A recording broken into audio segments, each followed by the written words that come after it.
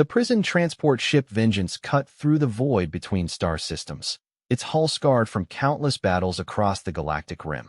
Inside its reinforced holding cells, the most dangerous warriors from a dozen conquered worlds sat in chains that could restrain creatures 10 times stronger than any human. Commander Sarah Chun walked the narrow corridor between the cells, her boots clicking against the metal floor. The prisoners watched her with mixtures of hatred, fear, and curiosity. Most had never seen a human before the war began 6 months ago. They had expected something different from the species that had turned the tide against the hegemony. Such a small thing, growled a massive Krillian from behind energy bars. His forearms strained against restraints designed for his kind. How do creatures so weak defeat the mighty? Sarah didn't respond. She had heard similar comments from every alien species they had encountered. The galaxy's established powers could not understand how humanity had emerged from a single star system to challenge empires that spanned hundreds of worlds. The transport shuddered as they dropped out of hyperspace. Through the small porthole, Sarah could see their destination. Kepler 442b, a prison world where the hegemony's most valuable captives would be held until the war ended. The planet's red surface stretched endlessly below them, broken only by the massive complex that housed 10,000 prisoners. "Attention, all personnel," came the captain's voice over the intercom. "We will be docking in 15 minutes. Security teams prepare for prisoner transfer."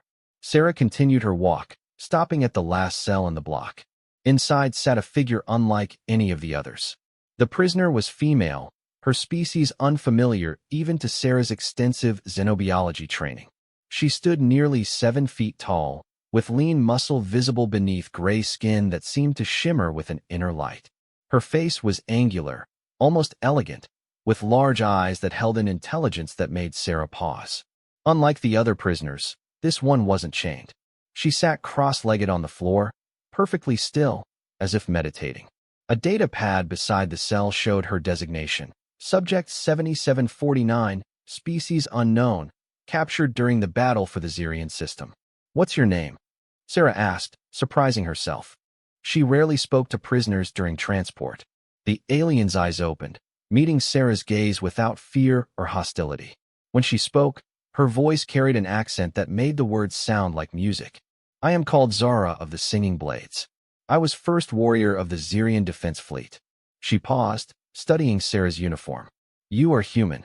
It wasn't a question. Sarah nodded, noting how the alien's posture remained relaxed despite being in a prison cell. "I have heard stories about your kind," Zara continued. "The other prisoners speak of humans with fear. They say you fight without honor, that you use tricks and deception instead of strength. And what do you think?" Sarah found herself genuinely curious about this warrior's perspective. Zara was quiet for a long moment. "I think they do not understand what honor truly means. In battle, I watched human ships protect vessels full of civilians while my own allies fled. I saw human soldiers risk their lives to save wounded enemies. This is not the behavior of a dishonorable species." The transport lurched as it entered the planet's atmosphere. Emergency lighting flickered on as the artificial gravity fluctuated. Sarah grabbed the wall for support, but noticed that Zara remained perfectly balanced despite the turbulence. "How many humans were lost taking Xerian?" Zara asked quietly. Sarah checked her data pad. The battle statistics were classified, but she found herself answering anyway. 3,217. "I killed 47 of them myself," Zara said without boasting or shame. "Each one fought bravely. Each one died protecting others. I have never faced warriors like humans before." The ship shuddered again, more violently this time. Alarms began blaring throughout the transport. Sarah's communication device crackled to life. "Commander Chun, report to the bridge immediately. We have a problem." Sarah hesitated, looking at Zara one more time before heading toward the front of the ship. The alien warrior watched her go, something unreadable in her large eyes. The bridge was chaos when Sarah arrived. Captain Rodriguez stood hunched over the scanner displays, his face grim. The tactical officer was shouting coordinates while the pilot fought to keep the ship steady. "What's the situation?" Sarah demanded. "Hegemony Task Force," Rodriguez replied without looking up. 3 heavy cruisers and a dreadnought coming in fast. They must have tracked us through hyperspace." Sarah felt her stomach drop. The transport was unarmed except for point defense systems. Against a task force of that size, they had no chance of fighting their way out. Time until they're in weapons range? She asked. 7 minutes, the tactical officer reported. Maybe 8 if we're lucky. Options. Rodriguez finally looked at her, and Sarah could see defeat in his eyes. We can try to run, but they'll catch us before we can jump back to hyperspace. The prison complex won't help us. Their defense grid is down for maintenance. Sarah moved to the sensor display, studying the approaching ships. The hegemony fleet was moving in perfect formation, cutting off every possible escape route. Their commanders knew exactly what they were doing. Sir, the communications officer called out. Incoming transmission from the lead cruiser. Put it through. The main screen flickered, revealing the bridge of a hegemony warship. The captain was a Vorthak, one of the species that had founded the Galactic Empire centuries ago. His reptilian features showed the confidence of a predator about to strike. Human vessel. The alien captain spoke in accented English. You carry prisoners belonging to the hegemony. Surrender immediately, and your deaths will be quick. Rodriguez stepped forward. This is Captain Rodriguez of the Earth Defense Force. These prisoners were taken legally during wartime operations. We will not surrender. The Vorthak captain's lips pulled back, revealing sharp teeth. Then, you will die slowly. We have particular interest in recovering our assets, especially the Xerian warrior you hold. The transmission ended. Sarah realized they weren't just here for random prisoners. They wanted Zara specifically.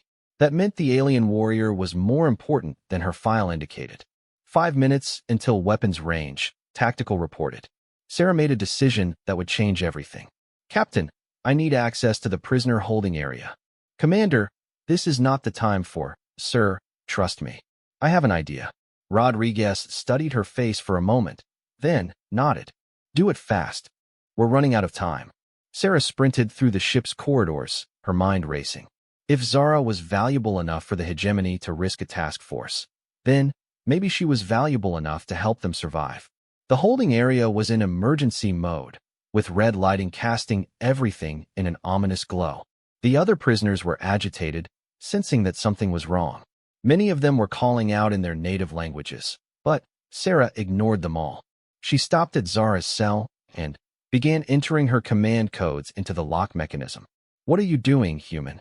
Zara asked, rising to her feet with fluid grace. The hegemony is here. For ships, including a dreadnought. They want you specifically. The cell door hissed open. So I'm going to give you a choice. Zara stepped out of the cell, towering over Sarah. For a moment, the human commander wondered if she had made a terrible mistake. The alien warrior could kill her with bare hands before Sarah could draw her weapon. Instead, Zara simply waited. You can try to escape when they board us, Sarah continued. Or you can help us fight them off. Why would I help humans? Sarah met the alien's gaze. Because you said we fight with honor. Because we protected civilians. Because maybe there's something about this war that your side isn't telling you. The ship shook as the first energy blast struck their shields. Through the corridor speakers, Sarah could hear the captain ordering all hands to battle stations. Zara was quiet for several seconds. When she finally spoke, her voice was thoughtful. What would you have me do? Fight alongside us. Help us get out of this alive. And I'll make sure you're treated as an ally, not a prisoner. And if I refuse? Sarah shrugged. Then, we all die together when they blast the ship apart. Your choice. Another impact rocked the transport. The lights flickered, and Sarah could hear the whine of overstressed shield generators. They were out of time. Zara looked around the holding area at the other prisoners watching from their cells. Many of them were shouting at her in various alien languages, probably telling her to kill the human or help them escape. I will need weapons, she said finally. Relief flooded through Sarah. Follow me. They ran through the ship as it bucked and rolled under enemy fire. The armory was 3 decks up, and Sarah could hear the sounds of the crew preparing for boarding action. Human voices called out coordinates and damage reports as they fought to keep their ship alive. The armory door slid open to reveal racks of various weapons designed for different alien physiologies. Sarah grabbed a standard pulse rifle, but Zara moved past the energy weapons to a display case containing bladed weapons from various cultures. These, she said, pointing to a pair of curved swords with monomolecular edges. They sing when they cut through armor. Sarah unlocked the case and handed her the weapons. Zara tested their balance with a few practice swings, and even in the confined space, Sarah could see why she was called a warrior. The alien moved like liquid steel, every motion precise and deadly. Shields at 20%, came the announcement over the intercom. Prepare for boarding. They made their way to the main corridor where Captain Rodriguez had assembled the ship's security team. 20 humans in combat armor, armed with the best weapons Earth could produce. Against a hegemony boarding party, it might not be enough. The captain's eyes widened when he saw Zara, but Sarah spoke before he could object. She's volunteered to help defend the ship, sir. Rodriguez looked from Sarah to the 7-foot alien warrior holding exotic blades. Can we trust her? We're about to find out, Sarah replied. The ship's hull screamed as cutting beams began slicing through the outer armor. Red warning lights bathed everything in blood-colored shadows. The humans checked their weapons one final time, while Zara stood perfectly still, her eyes closed as if listening to something only she could hear. Hull breach in sections 7 and 12, Tactical reported. They're coming through.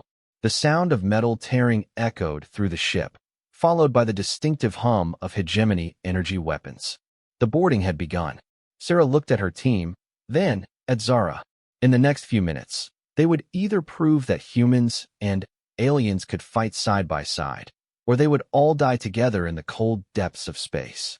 The alien warrior opened her eyes and smiled, showing teeth that were sharper than human normal, but somehow reassuring. Today, Zara said in her musical voice, we sing the song of battle together. The first hegemony soldiers to breach the hull were Vorthack shock troops, their scaled armor gleaming under the emergency lighting. They moved in perfect formation through the torn metal, energy rifles sweeping for targets. These warriors had conquered 100 worlds and expected another easy victory against the upstart humans. They found something completely different. Sarah and her team had positioned themselves at a corridor junction that forced the invaders into a bottleneck. The humans opened fire as soon as the aliens came into view, their pulse weapons sending streams of coherent energy down the narrow passage.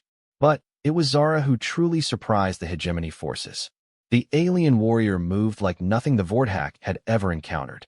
She flowed between the human soldiers, her curved blades catching the light as she deflected incoming energy blasts with impossible precision. Her weapons did indeed sing as she had promised, creating an eerie harmony that seemed to disorient the attackers. Behind you, Sarah shouted as a Vorthack trooper tried to flank them through a side passage. Zara spun without looking, her blade slicing through the soldier's rifle before continuing in a perfect arc that dropped him to the floor. She moved past his falling body to engage 2 more enemies, her second sword now active and adding its voice to the deadly song. The human soldiers stared in amazement. They had fought alongside each other for months, but they had never seen anyone move with such fluid grace. Zara made combat look like a lethal dance. Focus, Sarah ordered her team. More coming through the breach. The second wave of hegemony forces included Krillian heavy troops, their 4 arms allowing them to wield massive weapons that could punch through ship hulls. They charged down the corridor with roars that echoed off the metal walls. Sarah's pulse rifle barely scratched their thick armor, but the humans had learned to adapt.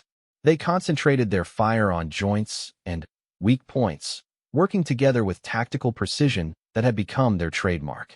One Krillian broke through their defensive line, its massive form bearing down on 2 human soldiers. Before Sarah could react, Zara was there, both blades moving in complex patterns that found every gap in the alien's armor. The warrior fell with a sound like a collapsing building. How did you know where to strike? Asked Corporal Martinez, one of the human soldiers. All armor has weak points, Zara replied, not even breathing hard despite the intense combat. You humans fight smart, but you have not fought these species for centuries as I have. The ship's intercom crackled with the captain's voice. Boarding parties in sections 3, 7, and 12. Engineering reports power fluctuations. We need those invaders off our ship. Sarah studied the tactical display on her wrist unit. The hegemony forces were trying to reach the engine room and the bridge simultaneously. If they succeeded in either objective, the transport would be finished. We need to split up, she decided. Half the team to protect engineering, half to the bridge. I will go where the fighting is strongest, Zara said simply. Sarah looked at her scanners. The largest concentration of enemy forces was moving toward the engine room. That would be engineering. Martinez, take 7 soldiers and help the engine crew. Zara goes with you. What about you, Commander? Martinez asked. I'm taking the rest to reinforce the bridge. Move out. As the teams separated, Sarah caught Zara's arm. Why are you really doing this? Helping us fight your own people. The alien warrior paused, her large eyes reflecting the red emergency lighting. They are not my people anymore. When the hegemony conquered Zirian, they promised to protect civilian populations. Instead, they enslaved my world's children and sent the adults to labor camps. I discovered this after my capture. Sarah felt a chill that had nothing to do with the ship's failing life support. How did you find out? Your interrogators were very thorough. They showed me records captured from hegemony databases. My government lied to us about what we were fighting for. Zara's grip tightened on her sword hilts. I will not serve masters who trade in the innocent. Before Sarah could respond, explosions echoed from the direction of the engineering section. Martinez's team was already in contact with the enemy. Go, Sarah said. Help them. Zara nodded and sprinted away with inhuman speed. Sarah led her remaining soldiers toward the bridge, but her mind was racing with implications. If the hegemony was lying to its own warriors about the nature of the war, then humanity's intelligence about enemy morale might be completely wrong. The bridge approaches were heavily defended, but the hegemony forces had brought specialized equipment. Sarah's team arrived to find the ship's security personnel pinned down by suppressing fire from weapons that could punch through the bulkheads. Status report. Sarah called to Lieutenant Foster, the bridge security chief. They've got us bottled up, Foster replied, ducking as another energy blast melted the wall above his head. Some kind of heavy plasma cannon. We can't get close enough to take it out. Sarah studied the tactical situation. The hegemony had positioned their weapon at the end of a long corridor with perfect fields of fire. Any frontal assault would be suicide, but there were no alternate routes to the bridge. Her communication device buzzed with a transmission from Martinez. Commander, you need to see what we found down here.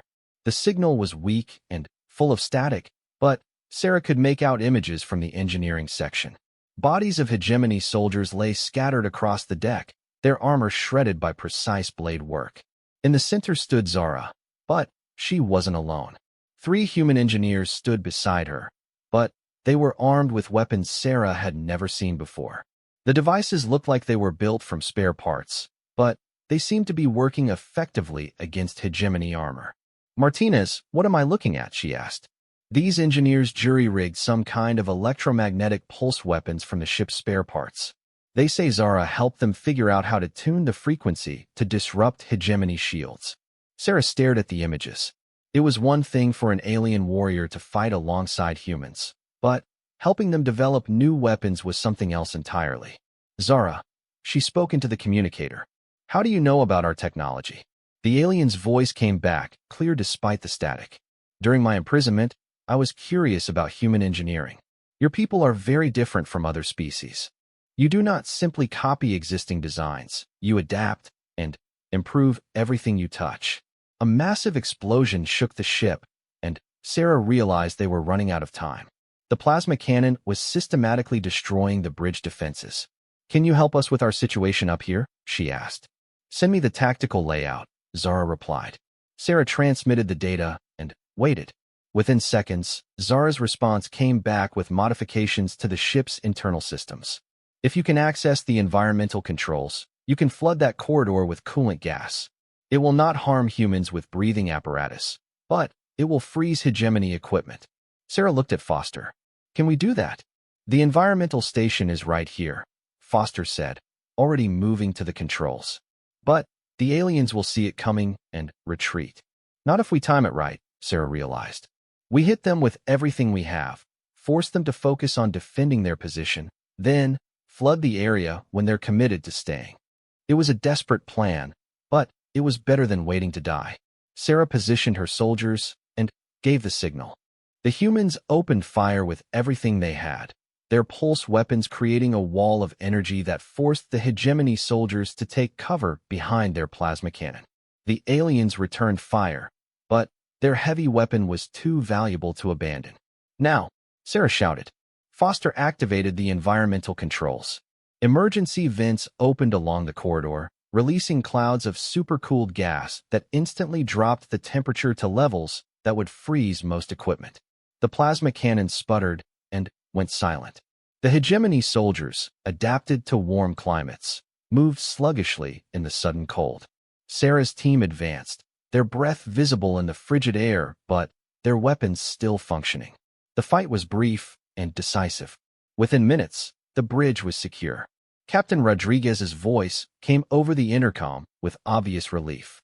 All boarding parties have been neutralized. Engineering reports the ship's systems are stable. Excellent work, people. Sarah slumped against a bulkhead, exhaustion hitting her as the adrenaline faded. Around her, human soldiers were checking their equipment and tending to minor wounds. They had survived, but barely. Her communicator buzzed again. This time it was Zara, speaking from the engineering section. Commander Chin, there is something else you should know. The hegemony forces were carrying data cores with them. Your engineers are attempting to decrypt them now. Sarah made her way to the engine room, where she found a remarkable scene. Human technicians and engineers were working alongside Zara to analyze captured hegemony equipment. The alien warrior seemed as comfortable discussing technical specifications as she had been in combat. Chief Engineer Park looked up as Sarah approached. Commander, this is incredible. Zara's been helping us understand hegemony communication protocols. We've intercepted military traffic that Command needs to see immediately. Sarah took the data pad Park handed her and scrolled through the intercepted messages. What she read made her blood run cold. The hegemony wasn't just planning to execute the prisoners they recaptured. They were planning to use them as test subjects for biological weapons designed specifically to target human physiology. How long have they been developing anti-human weapons? Sarah asked Zara. I do not know, the alien replied. This is new information to me as well. But it explains why they wanted me back so badly. I have extensive knowledge of human combat capabilities from the Zirian battle. Sarah realized the implications immediately. Zara wasn't just a valuable prisoner. She was a walking database of human military tactics and capabilities. In the wrong hands, that information could give the hegemony the advantage they needed to win the war. What do we do now? Asked Engineer Park. Sarah looked around at the mixed group of humans and the lone alien who had chosen to stand with them. The answer seemed obvious. We get this information to Command, and we make sure Zara gets a chance to choose her own side in this war. Through the ship's hull, she could hear the distant sound of the hegemony task force withdrawing. Their mission failed. But Sarah suspected this was only the beginning. The war had just become much more complicated and much more personal. Earth Defense Command was buzzing with activity when the transport arrived at Luna Station 3 days later. Sarah stood beside Zara in the main briefing room, watching as Admiral Hayes reviewed the intercepted data for the third time. The alien warrior had insisted on attending the debriefing, despite concerns about security protocols. Genetic targeting weapons, Admiral Hayes said finally, setting down the data pad with obvious disgust. They're trying to create viruses that will only affect human DNA. How close are they to succeeding? Asked Colonel Morrison, the intelligence chief. Sarah glanced at Zara before answering. According to the captured files, they have functional prototypes. They've been testing them on human prisoners from the Tau Ceti raids. The room fell silent. The Tau Ceti colony had been evacuated 6 weeks ago when hegemony forces overran the system. Command had assumed the colonists escaped safely, but now it seemed many had been captured instead. What's their timeline for deployment? Admiral Hayes asked. This time Zara spoke, her musical voice carrying clearly across the briefing room. The technical specifications suggest they need approximately 60 days to produce enough material for a sector-wide release. However, they require additional human genetic samples to refine the targeting mechanism. Colonel Morrison leaned forward. And how do you know this? Because I helped design the original research program, Zara admitted quietly. Before I learned what it was truly intended for.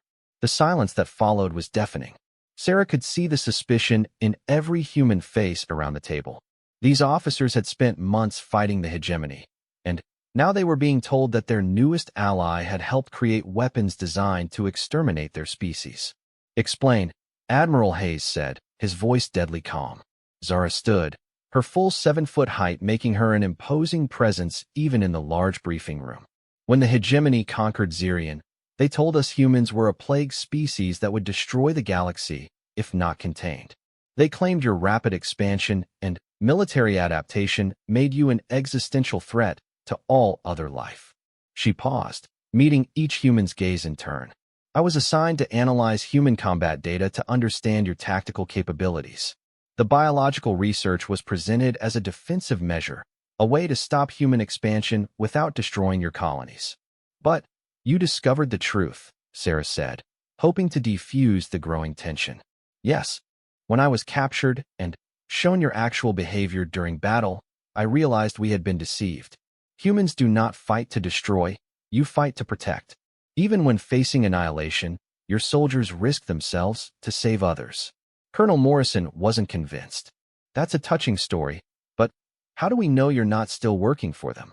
Before Zara could respond, Sarah stepped forward. "Because she saved our ship and helped us decrypt their communications. Because she's volunteered to help us develop countermeasures against weapons she helped create." Admiral Hayes studied the alien warrior for a long moment. "What exactly are you proposing?" "Let me work with your scientists," Zara said.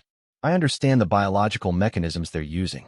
With human ingenuity and my knowledge of hegemony biotechnology, we might be able to create vaccines or other defensive measures." "And in return?" Zara's expression became thoughtful. "I ask only that you allow me to contact other members of my species. Not all Zirion warriors know the truth about this war.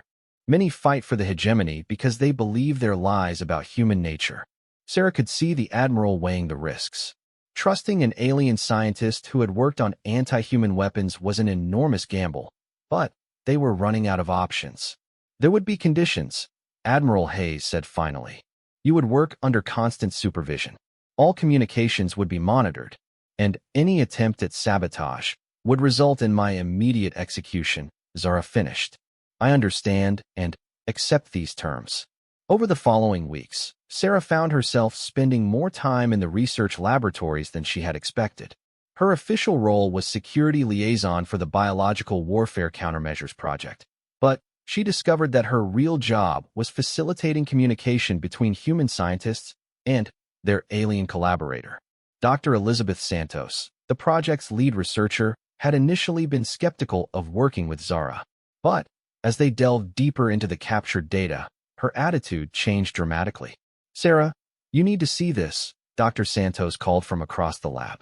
"Zara's found something in the viral structure that we completely missed." Sarah approached the workstation where both researchers were huddled over a holographic display showing molecular structures.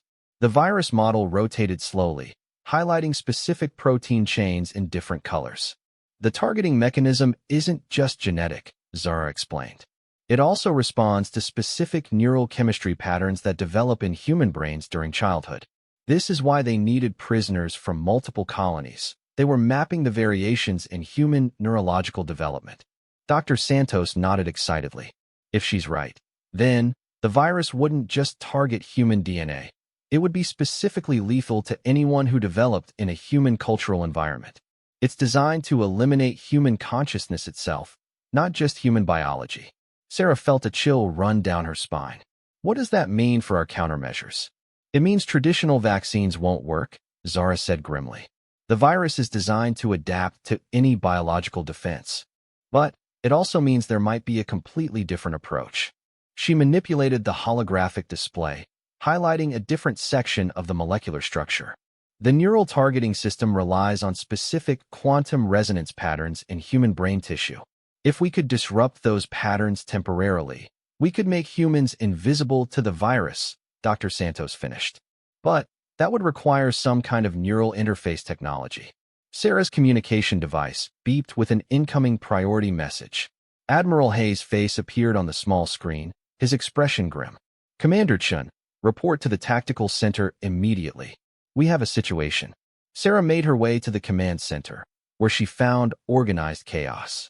Officers were manning multiple stations while tactical displays showed the positions of both human and hegemony fleets across several star systems. "What's the situation, sir?" she asked. "Long-range sensors have detected a massive hegemony fleet massing in the Vega system," Admiral Hayes replied. 300 ships, including their newest dreadnoughts. They're preparing for a major offensive. Sarah studied the display. The fleet composition was unlike anything the hegemony had assembled before. "What's their target?" "We think it's Earth itself." The implications hit Sarah like a physical blow. If the hegemony attacked Earth directly, they would be targeting the heart of human civilization. Billions of lives hung in the balance. "Timeline?" she asked.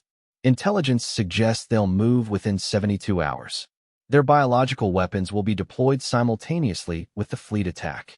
Sarah realized why they had detected the fleet at all. The hegemony wasn't trying to hide their preparations because they believed their bioweapons would make human resistance impossible. "Sir, I need to consult with Zara immediately. She might have insights into their tactical planning." Admiral Hayes nodded. "Bring her here. If she's really working for us, now is when we'll find out." Sarah returned to the laboratory to find Zara and Dr. Santos in intense discussion over the neural interface concept. When she explained the situation, both researchers looked up with expressions of alarm. 72 hours, Zara repeated quietly. "They are moving faster than I anticipated. What aren't you telling us?" Sarah asked directly. Zara was silent for a moment, then began typing commands into the laboratory's computer system. "There is something else. A failsafe in the biological weapon that I have not mentioned."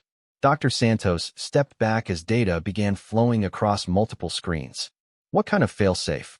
"If the primary virus is somehow neutralized, there is a secondary mechanism. It uses quantum entanglement to synchronize with dormant viruses hidden in the neural implants of hegemony soldiers." Sarah felt her world spinning. Neural implants? All hegemony military personnel receive implants for battlefield communication and coordination. What they do not know is that these implants contain dormant biological agents. If the primary attack fails, the implants can be activated remotely, turning every hegemony soldier into a biological weapon. The laboratory's emergency lighting suddenly activated, and Admiral Hayes' voice came over the intercom system. "All personnel to emergency stations.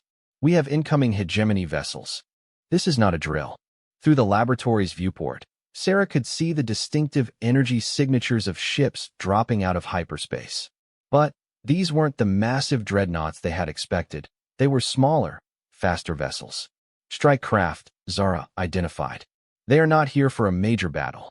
This is a precision mission." Sarah's tactical training kicked in. "They're here for you. The hegemony knows you're helping us." Alarms continued blaring as the station's defensive systems came online. Sarah could see human fighters launching to intercept the incoming ships, but something felt wrong about the entire situation. "Zara," she said urgently, "if they activate those neural implants now, before the main attack, every hegemony soldier in the galaxy becomes a carrier," Zara finished, "including the ones being held as prisoners of war in human facilities." Sarah grabbed her communication device, but before she could contact Admiral Hayes, explosions began rocking the station. The hegemony strike force wasn't just trying to recapture Zara, they were trying to destroy the entire research facility. Through the chaos, Sarah realized the scope of the trap they had walked into. The hegemony had never intended the captured data to remain secret. They wanted humans to find it, wanted them to focus on biological countermeasures while the real threat was already embedded in their own prison systems. "We need to evacuate the station," Sarah said, but Zara shook her head. "No, we need to finish the neural interface project. It is humanity's only chance." Dr. Santos looked between them, her face pale in the emergency lighting. "The calculations alone would take days. We don't have time." Zara began working at multiple computer terminals simultaneously, her fingers moving with inhuman speed. "Then, we must hope that human ingenuity and alien determination can accomplish the impossible." As explosions continued to rock the station, Sarah realized that the next few hours would determine not just the outcome of the battle, but the survival of human civilization itself. The research laboratory shook violently as another hegemony torpedo struck Luna Station's outer hull. Emergency bulkheads had sealed automatically, trapping Sarah, Zara, and Dr. Santos in the laboratory complex with their crucial research. Through the reinforced windows, they could see the battle raging outside as human fighters engaged the alien strike force. Station integrity at 60%. Came Admiral Hayes' voice over the emergency communication system. All non-essential personnel prepare for evacuation.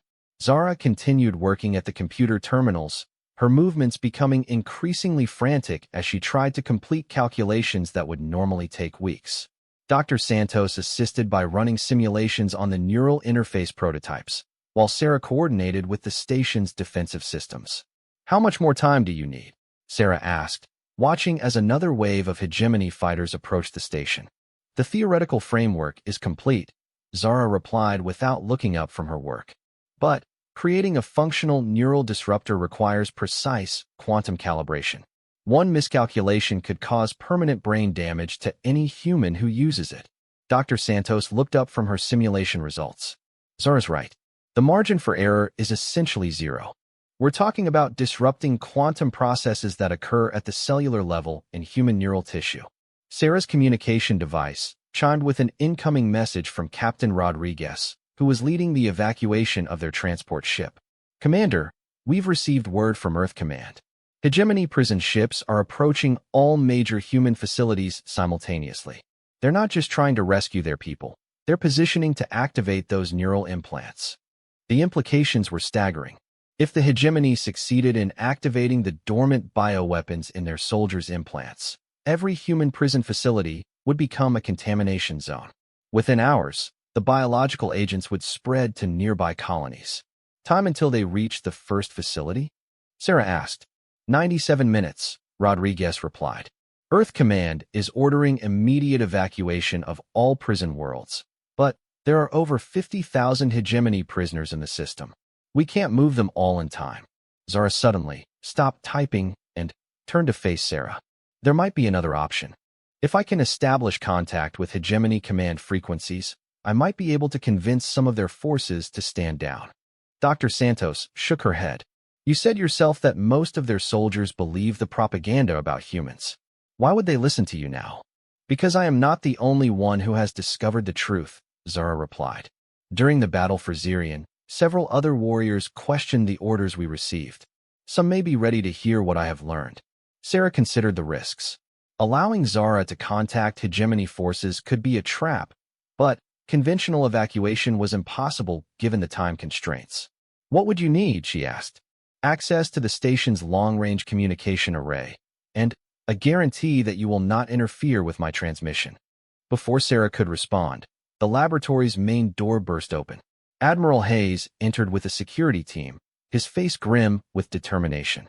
"Commander Chen, we're evacuating the research staff immediately. The hegemony forces have breached the outer defensive perimeter." Sarah stood between the Admiral and Zara's workstation. "Sir, she's on the verge of a breakthrough. If we evacuate now, we lose everything. If we stay, we lose our lives," Admiral Hayes replied. "The strike force includes boarding pods. They'll be on this deck within minutes." Zara spoke without turning around. "Admiral, with respect, if the hegemony activates their biological weapons, human lives throughout the galaxy will be lost. These few minutes could save billions."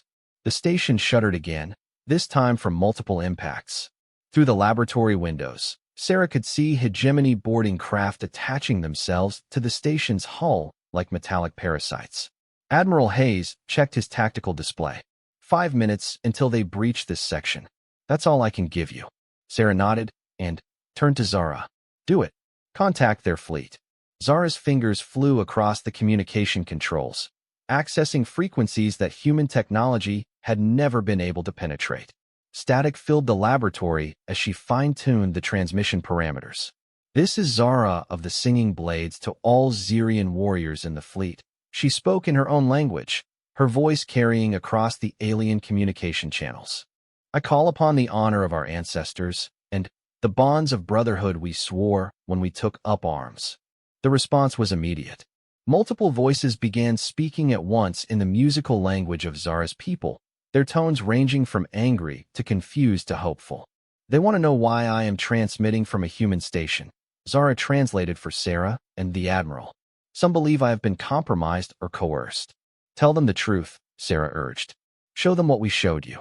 Zara began transmitting the data files they had recovered, the evidence of hegemony lies, and human behavior that had convinced her to change sides. As the information flowed across the communication channels, the alien voices grew quieter and more thoughtful. For minutes, Admiral Hayes warned. As explosions echoed from the corridor outside, Dr. Santos suddenly looked up from her simulations. I've got it. The neural disruptor configuration is stable, but we need a test subject to verify that it works. Sarah realized what the scientist was suggesting. You want to test it on a human volunteer. It's the only way to know if our calculations are correct. If the hegemony activates their bioweapons and our countermeasure doesn't work, we won't get a second chance. Admiral Hayes stepped forward. I'll do it. Sir, I can't allow. Commander, that's an order. If this device can protect humans from their biological weapons, we need to know now. Dr. Santos activated the prototype neural disruptor, a device no larger than a standard communication headset. As Admiral Hayes put it on, energy patterns began flowing across the laboratory's displays, showing the quantum changes occurring in his neural tissue. Fascinating, Zara observed, still monitoring the communication channels with one ear. Human brain chemistry is far more adaptable than hegemony models predicted. The disruptor is actually enhancing certain cognitive functions rather than simply disrupting them. 3 minutes, came a voice from the corridor. The security team had taken positions at the laboratory entrance, but they would not be able to hold off a determined hegemony boarding party for long. The alien voices on the communication channels suddenly grew more urgent. Zara's expression became alarmed as she listened to their reports. What are they saying? Sarah asked. I have told them about the neural disruptor, she explained to Sarah. Some of their ships are demanding proof that humans can defend themselves against the bioweapons. Admiral Hayes removed the prototype device and looked around the laboratory. Then, let's give them proof they can't deny. He activated his personal communication system and transmitted directly to the hegemony fleet on open channels. This is Admiral Hayes of the Earth Defense Force. I have been voluntarily exposed to your quantum targeting bioweapon and suffered no ill effects. Human science has successfully countered your ultimate weapon. It was a bluff. They hadn't actually tested the Admiral against the real bioweapon. But the effect on the hegemony fleet was immediate. Several more ships began withdrawing from the attack, while others seemed to be engaging each other in combat. 1 minute, the security chief warned. They're cutting through the outer bulkhead. Zara turned away from the communication console, her large eyes filled with something Sarah had never seen before, hope. 7 more ships have withdrawn from the fleet, she reported. The Vordak commanders are threatening to detonate their vessels rather than allow rebellion to spread, but many crews are refusing to follow orders. Dr. Santos was frantically copying their research data to portable storage devices. Even if we don't survive this, the neural disruptor specifications will be transmitted to Earth Command. They can begin mass production immediately. The sound of cutting tools grew louder, and Sarah could see sparks through the gaps around the laboratory door. The hegemony boarding party would break through at any moment. Admiral Hayes checked his sidearm and took position beside the security team. Whatever happens next, you 3 have accomplished something remarkable. You've proven that humans and aliens can work together to solve problems that neither could handle alone. Sarah looked at Zara, who was calmly cleaning her curved blades in preparation for battle. Any regrets about choosing our side? The alien warrior smiled, her sharp teeth glinting in the emergency lighting. Only that I waited so long to discover what honor truly means. The laboratory door exploded inward, revealing a squad of Vordak shock troopers in full combat armor. But as they raised their weapons to fire, something unexpected happened. 3 hegemony soldiers in different armor stepped through the breach, their weapons trained on their own squad mates. These were Xerian warriors, Zara's own people, and they had chosen to fight beside the humans. I see your words reached more than just ship commanders, Sarah said to Zara. The truth has a way of spreading, Zara replied, raising her singing blades. Especially when spoken by those who have seen both sides of a war. As the battle erupted in the laboratory, Sarah realized that they had accomplished something far more significant than just developing a biological defense. They had proven that the bonds of honor and justice could transcend species barriers, and that even in the darkest moments of conflict, understanding could triumph over hatred. The battle in the laboratory lasted only minutes, but it changed the course of the war forever. When the energy weapons fell silent, 6 Vorthack shock troopers lay unconscious on the floor, subdued by the combined efforts of humans and Xerian rebels who had chosen to abandon their former allegiance. Zara stood among her fellow warriors, translating rapidly between languages as they explained their decision to fight alongside humanity. Admiral Hayes listened intently, his strategic mind already processing the implications of having hegemony soldiers willing to defect. They say the evidence you transmitted convinced 12 ship crews to mutiny, Zara reported. The Vorthack commanders tried to activate the neural implant bioweapons, but the Xerian warriors destroyed the control systems before the signal could be transmitted. Dr. Santos looked up from her portable equipment, relief evident on her face. I've successfully transmitted the neural disruptor specifications to Earth Command. They're implementing emergency production protocols at every major facility. Sarah activated her communication device and contacted Captain Rodriguez aboard their transport. Status report on the prison facilities? The attack has been called off, Rodriguez replied, his voice filled with amazement. Hegemony ships throughout the sector are either withdrawing or requesting permission to negotiate. Intelligence reports that over 40% of their fleet is in open rebellion. Through the laboratory windows, Sarah could see the remaining hegemony ships changing course, moving away from Luna Station. But some vessels were approaching under different circumstances, transmitting surrender codes and requests for safe passage. Admiral Hayes addressed the Xerian warriors through Zara's translation. Tell them they will be treated as allies, not prisoners, if they're willing to help us end this war. The response was immediate and enthusiastic. The alien warriors began discussing tactical information with an eagerness that surprised the humans. It quickly became clear that many hegemony forces had been operating under false assumptions about human intentions and capabilities. They want to know if humans will seek revenge against their worlds, Zara translated. Many fear that Earth forces will respond to hegemony aggression with equal brutality. Sarah exchanged glances with Admiral Hayes before answering. Tell them that humans fight to protect, not to destroy. We want peace, not conquest. As Zara relayed this message, Sarah noticed something remarkable happening among the alien warriors. Their posture changed, becoming less defensive and more hopeful. These beings had expected to die in battle today, but instead they had found the possibility of redemption. Over the following hours, Luna Station became an impromptu diplomatic center. Hegemony ships continued to arrive, their crews seeking information about the human offers of alliance. The neural disruptor technology proved to be the key that unlocked negotiations, demonstrating that humans could defend themselves without resorting to the same genocidal tactics the hegemony had planned. Dr. Santos worked tirelessly to refine the neural disruptor design, incorporating suggestions from Xerian biotechnology experts who volunteered their knowledge. The collaboration between human and alien scientists produced improvements neither species could have achieved alone. The quantum resonance patterns can be adjusted for different neural structures, one Xerian scientist explained through Zara's translation. If humans are willing to share this technology, it could protect all species from biological warfare. Sarah realized the profound implications of this offer. The humans weren't just defending themselves. They were potentially liberating the entire galaxy from the threat of extinction-level biological weapons. Admiral Hayes called for a general assembly in the station's main conference room. As humans and aliens filled the space together, Sarah marveled at how quickly ancient enemies had become collaborators. The transformation seemed almost impossible, yet here was living proof that understanding could triumph over hatred. Today marks a turning point in this conflict. Admiral Hayes began, his words being translated simultaneously for the alien participants. We have proven that different species can work together to solve problems that threaten us all. Zara stood to address both groups. For too long, the hegemony has ruled through fear and deception.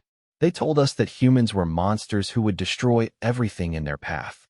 Instead, we have discovered that humans are builders who seek to protect life wherever they find it. One of the Xerian warriors raised a question that Zara translated. He asks what will happen to hegemony worlds if the rebellion succeeds. Will humans demand tribute or territorial concessions? Admiral Hayes considered his response carefully. We want nothing except the right to exist peacefully among the stars. Any world that chooses to join a mutual defense alliance will be protected. Any world that wishes to remain independent will be respected, as long as they don't threaten others. The reaction among the alien representatives was immediate and positive. Several began speaking at once, their voices excited as they discussed possibilities for their home worlds. Dr. Santos approached Sarah with the latest test results from the Neural Disruptor project. We've successfully tested the device on volunteers from 3 different species. The protection is universal. This technology can defend any sentient being from quantum-targeted bioweapons. Sarah studied the data, understanding the revolutionary nature of what they had accomplished. Have you shared this with the hegemony scientists? That's just it, Dr. Santos replied. They're not just hegemony anymore. Half of them have formally requested asylum with Earth forces. They want to continue the research under human auspices, developing defenses for their own people. Admiral Hayes joined their conversation, his expression thoughtful. Commander Chen, I need you to coordinate with our new allies on intelligence gathering. If we're going to end this war, we need to understand the full scope of hegemony military operations. Sarah nodded, then looked at Zara. Are you willing to help us contact other resistance cells?